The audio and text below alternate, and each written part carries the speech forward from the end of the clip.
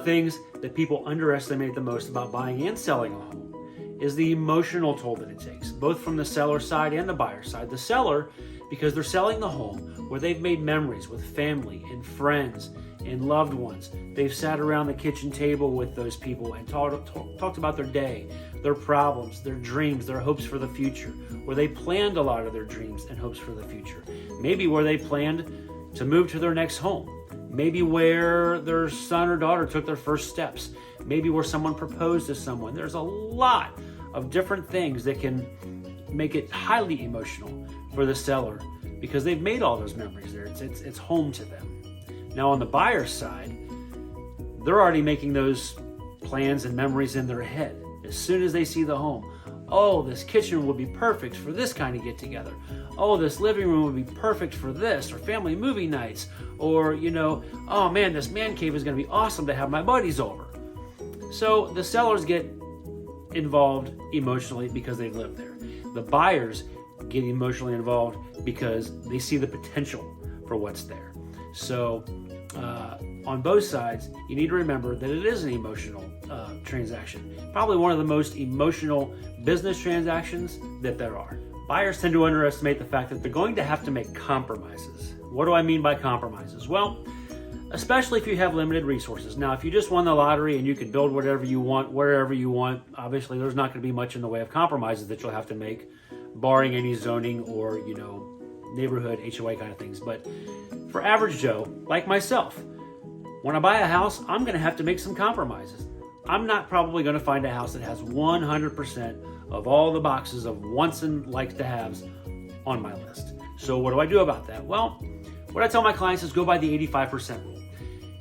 Does the house meet 85% of your criteria, meaning that other 15% are things that you either can live without or that you can change? Maybe the bathroom isn't exactly the way that you want it to be, but can you change that later on if you like the rest of the house? Perhaps you just don't like the appliances that are in the house. That's pretty minimal. It can be expensive if you like high dollar things, but in the grand scheme of things, if you're buying a $200,000, $300,000, $400,000 house, is a $1,500 refrigerator going to be a deal breaker for you?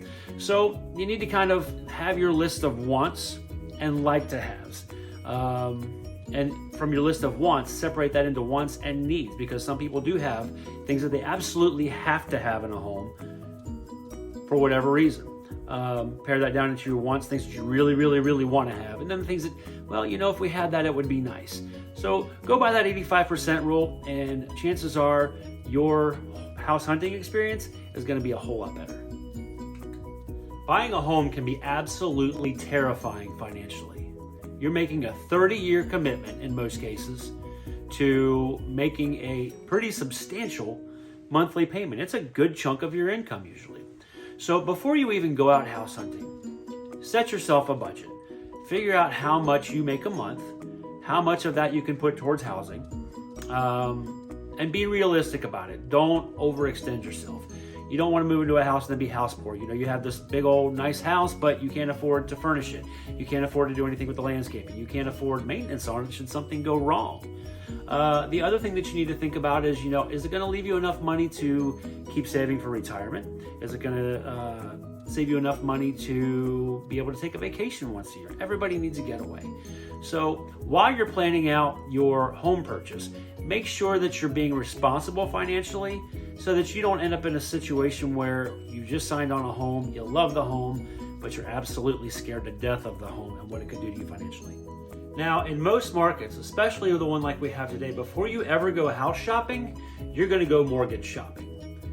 Let me give you this one piece of advice. Don't settle for the very first mortgage that you get or the first mortgage place that you land on. I would suggest, number one, starting at your own bank, especially if you've been there a while. They trust you. They know your history. They've seen how you work financially. And if you don't get a favorable rate there, definitely go shop around. I would shop around either way. Get the best rate that you can, and then take it back to your bank and see if they can match it. Sometimes they will, sometimes they just won't be able to for whatever reason, one or another. A lot of the online brokerages will actually shop everything out to you. Now, people are worried about, well, won't that affect my credit? You actually have 30 days. 30-day window. So from the time that you first apply for a mortgage or try to go get your credit for a mortgage, through 30 days, it only dings your credit one time because the credit bureaus realize what you're doing and they're not going to ding you for going out to 5, 6, 10 different mortgage companies to try to find a mortgage. So remember that. Don't settle for the first mortgage that you get. You could always do better somewhere else, quite possibly.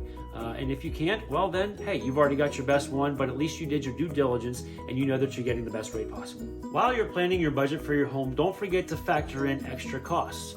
Things you're gonna have to pay for every month, like mortgage insurance on some loans, your taxes, definitely, maintenance and upkeep costs, which might be minimal to begin with because most times the sellers have kind of already done some painting and threw some lipstick on things like that. They might have already changed the carpet or put down new floors or new roofs.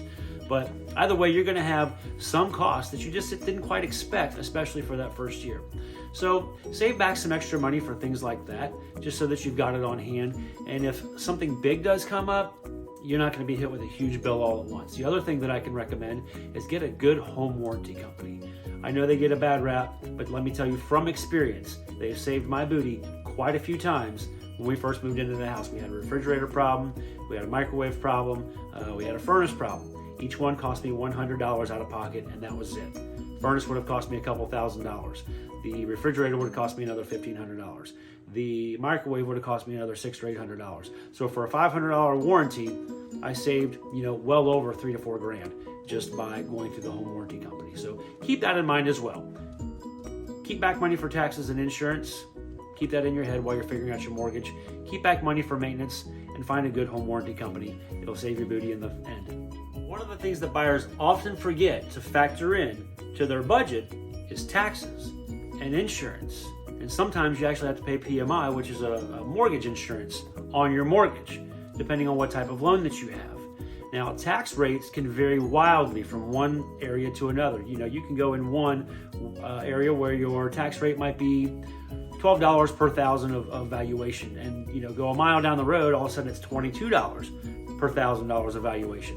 So you need to factor those things in and know your tax rate. Before you put in an offer, have your realtor check it out and see what the previous year's tax bills have been. Maybe compare and contrast. If you're putting in two offers on, if you're looking at two separate $150,000 houses, and your biggest thing is just gonna be, how much is the taxes gonna cost me? One was $800 a year and the other one was $2,000 a year. Well, which one are you probably gonna put an offer in? You wanna spend $2,000 a year or $1,000 a year? Less than $1,000 a year. That's up to you. So have your realtor check those things out for you, just to make sure that you're getting the best deal possible and so that you're not breaking the bank just by paying taxes. Something that I can't possibly stress enough is to make sure you set aside some money for that first year. Expect the unexpected. But some things that you will expect. Let's see. Go ahead and change your locks. Why? Well, you never know who the seller might have given a key to. Every neighbor in your neighborhood might have a key to your house. You never know. Who knows which family and friends they gave a key to just for emergencies. So make sure you get the locks changed so that only the people that you want to have a key to your house have a key to your house. Also, you might want to get your HVAC checked out that first year. Get your chimney cleaned out. You might want to buy some new furniture. You might find that you have extra rooms in your house that you just need to furnish or do something with. Anything like that. Expect the unexpected. Now, as far as the unexpected goes, I touched on home warranties already before, but I can't overemphasize the power of having a home warranty. It's just going to do you some good in the end. So make sure that you find a good home warranty company. Ask your realtor. I'm sure they can recommend one to you, but always be prepared, expect the unexpected, and have a little bit of money set back for that first year just for those kinds of things. Hey everybody, thanks so much for watching. Be sure to like, follow, subscribe, whatever it is you got to do on whatever platform it is that you're watching on for more tips like these. Thanks again. I'll see you next time.